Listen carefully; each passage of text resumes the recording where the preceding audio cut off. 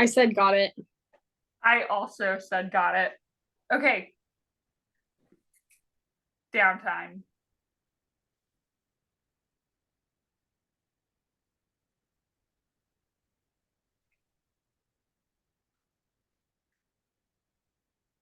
Hey everyone, your useless fact for the day is that Edgar Allan Poe married his 13-year-old cousin. I'm Lauren. And I'm Autumn. And welcome to Let's Get This gluten-free bread while wearing Crocs. And I turned off the piano. Hold on. It's fine. We'll edit it in post.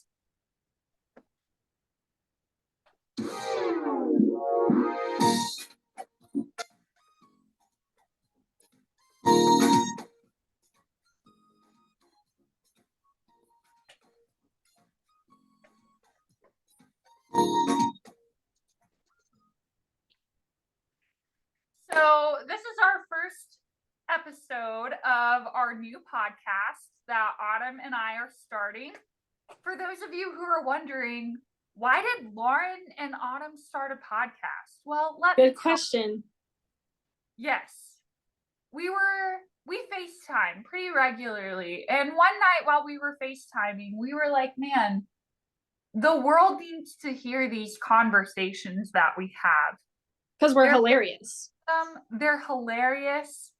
They will hopefully brighten your day. You might learn something new. Who knows? The options are limitless. And we're here for you, not for ourselves. We're here. Do you have anything you want to add to that, Autumn? Yeah, we're just here to bless the world, hopefully, with our nonsense.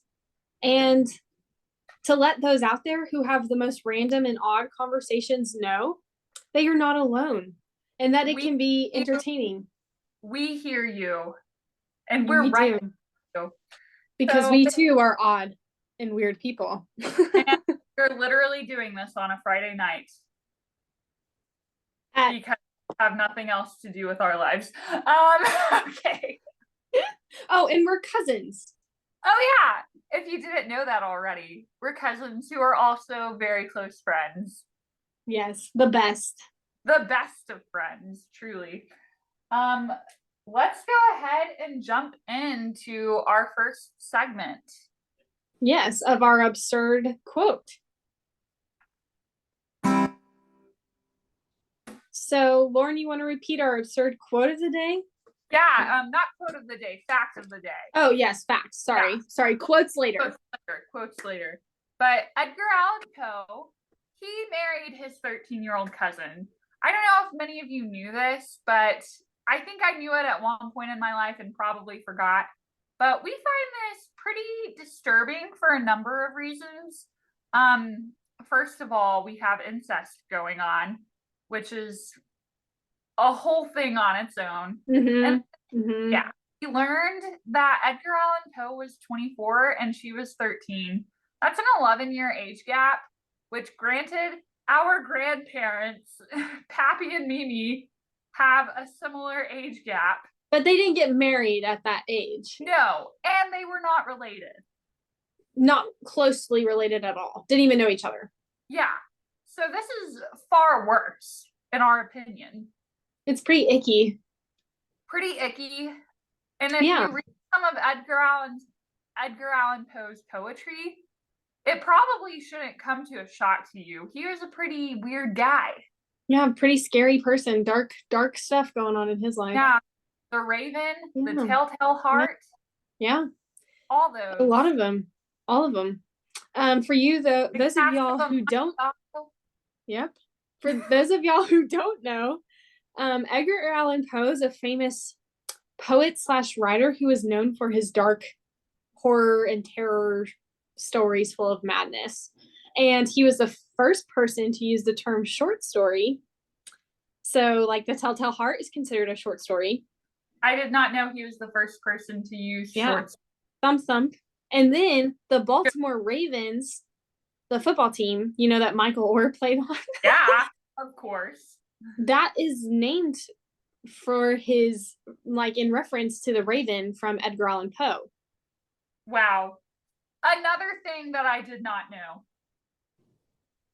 All thanks to the icky man, Edgar Allan Poe. Yeah. We thank you for giving us your knowledge of weird horror. Yeah. Good stuff. Okay. Good stuff. Are we ready? I guess we can move on to our next segment of, this one is talking about Netflix password sharing. So I just like to point out there, before we get too deep into our podcast, these are absurd and random topics. So majority of them will not be the same. It's just random thoughts. Hence our title, Gluten-Free Bread and Crocs. They're pretty random. Yeah, but Crocs are related to Lauren, as Lauren is, if y'all don't know, the founder of Crocs, basically. Mm-hmm. She started the Croc trend when she came out of the womb. Yeah. Her mom, Tammy, put a pair of Crocs on her probably right after. Right after I came out of the womb. Immediately after. Yes, immediate. Yes. And Autumn has celiac and yes, does not eat gluten. And if she does, I eat gluten-free. Yep. She would literally die. Right then. Right then and there. The minute it touches her. Can't get near it. So anyway. Yes. Yeah, so she's joking.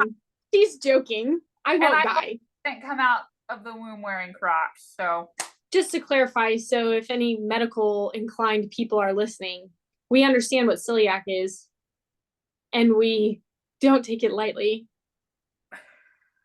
That is true. That is very true. Okay. Anyway. Netflix password sharing. Yeah, Netflix.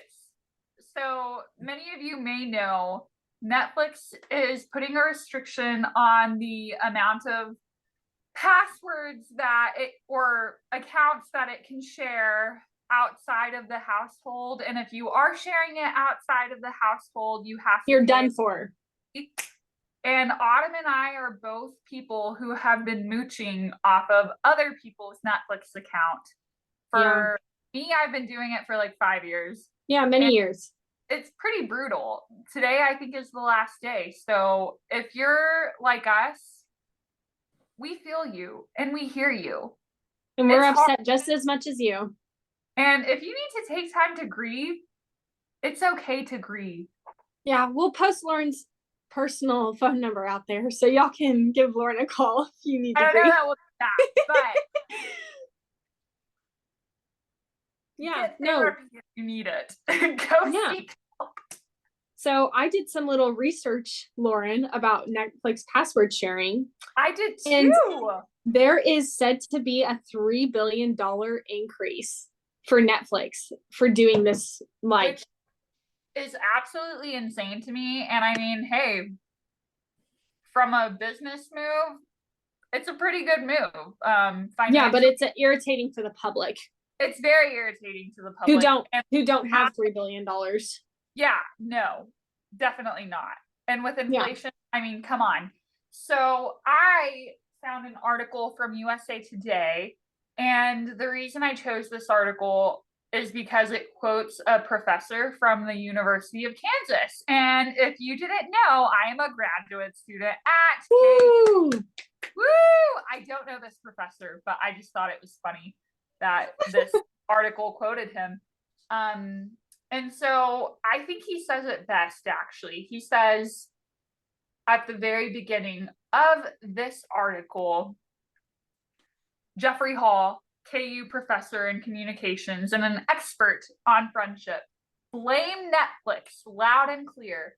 Blame them again and blame them a third time. Mm. And let me tell you, I will blame them loud and clear.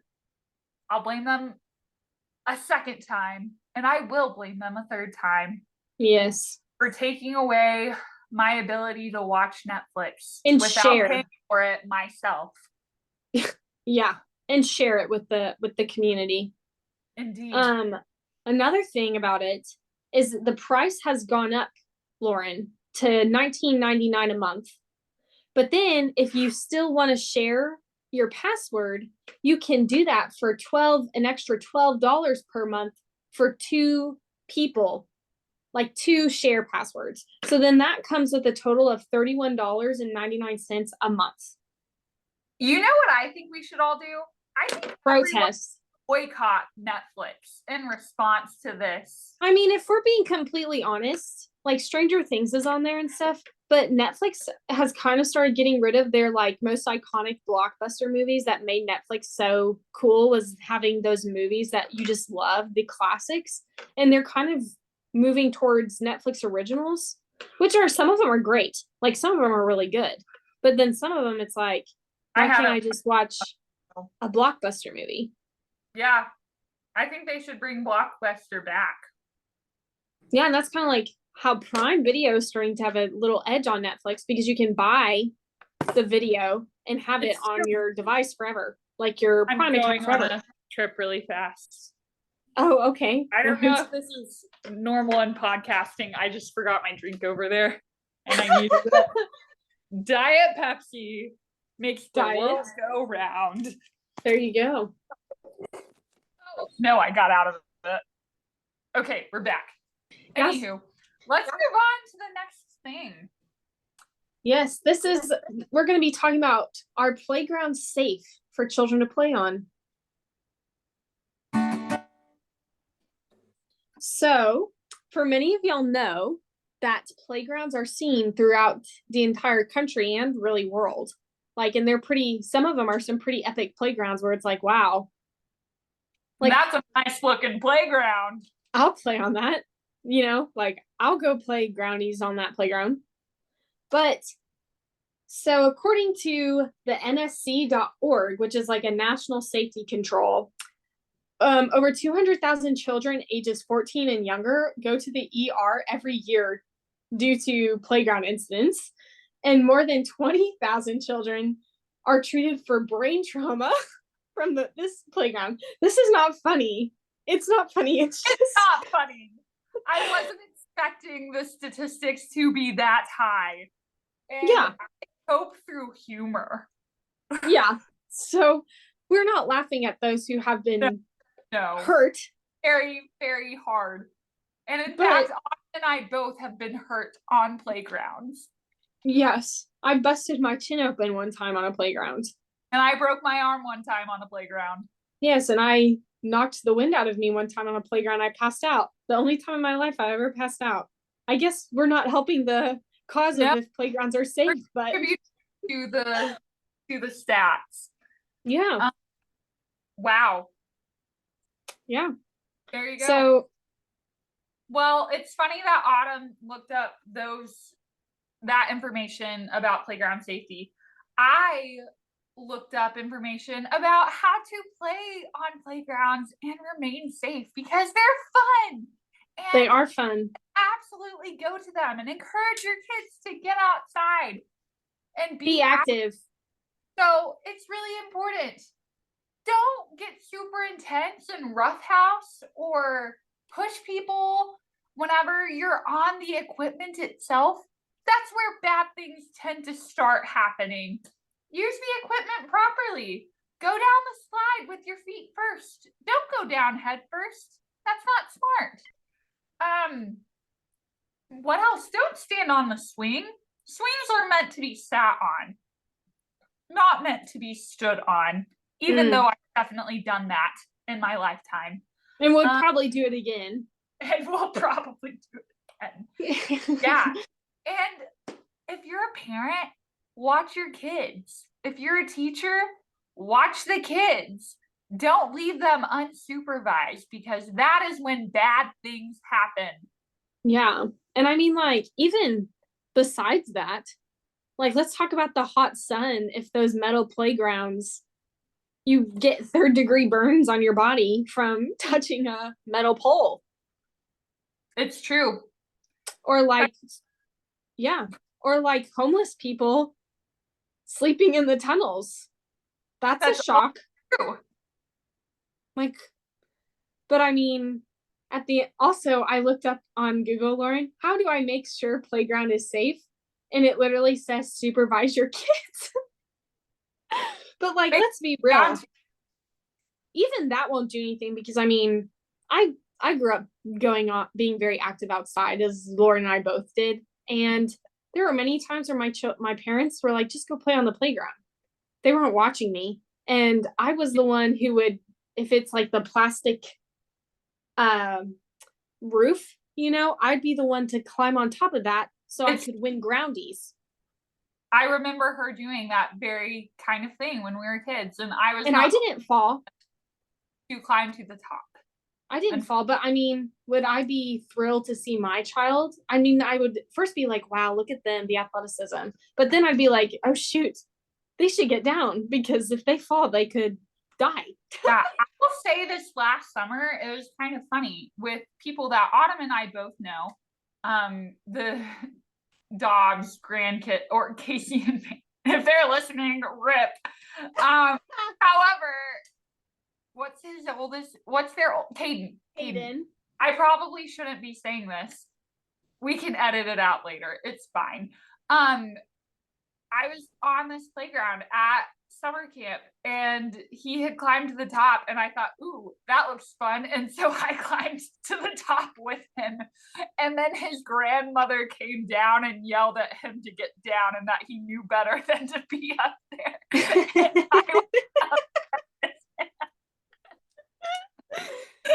Yeah, Kaden, get down from there. Oh, I was like, what are you thinking? Get down. No, I was like, I'm very sorry. I was definitely contributing to that. I did not help that situation. Yeah. Anyway, watch your kids. The whole reason we're talking about this, though, you might think, wow, that's really random.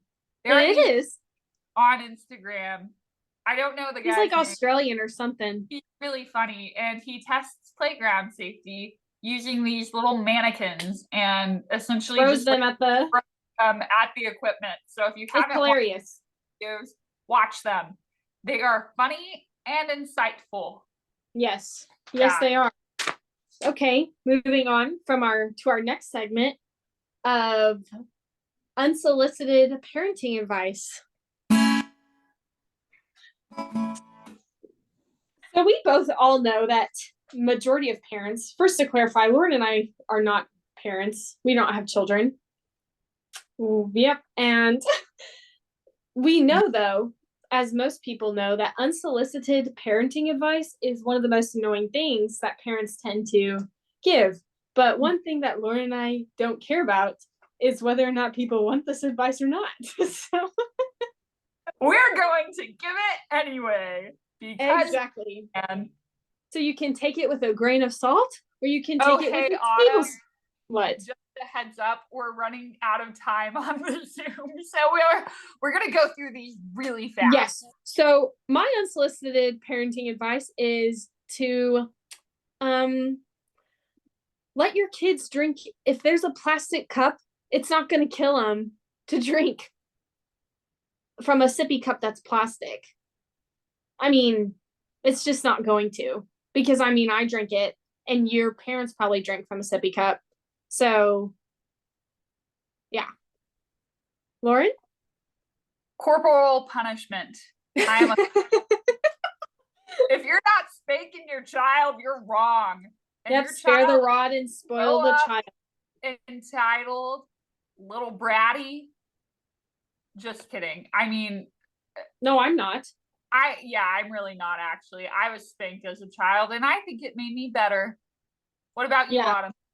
Yeah. I mean, I was spanked many times if I was caught. It was a hassle to spank me, but I mean, I usually was sent to my room and I had nowhere to go.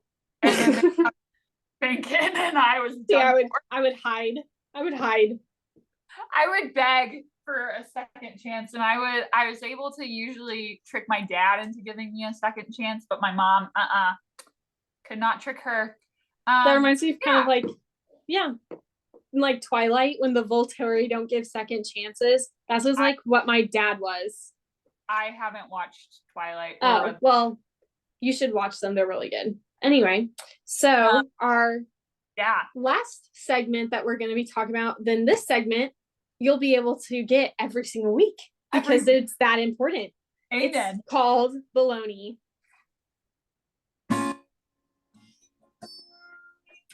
So for y'all who don't know, bologna is the worst meat probably in the world. That's a fact. I don't know if you need a citation. It's www.autumn.org probably. Yeah. But it's the worst. Right, Lauren? Yeah. Definitely. Yeah. And so we have made this bologna kind of correlate with somebody that we know that we just decided to share with the public and correlate it to bologna and just talk about, first of all, how bologna is the worst sandwich meat because today it's stinky. Always. Right? Very stinky, very pungent. Yep. Nothing you can do to prevent its stench, and it follows you and lingers everywhere. It is a pungent smell. And not aware that it's pungent. Yeah, it's just bologna. It's just bologna. Yeah. Kind of self-centered. Yeah. Yeah. Okay. Well. Yeah. Let's finish with our quote of the day. Yes, our quote of the day. So our quote of the day, we will end each of our podcasts with a quote of the day, and they'll be random, and most of the time they don't relate to anything. So take them as you will. You're welcome. So today's quote of the day is from 50 Cent, and it says, "I have less compassion than the average person." So what do you think about that? 50 Cent. You strive to be that. Do you? I hope not. Well, yes. So if you have any ideas that you want us to talk about or any topics, send them in. Yeah, comment below.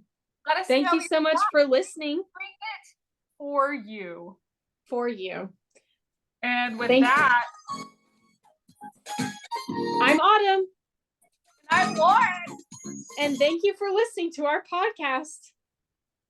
Let's get that gluten-free bread while wearing Crocs.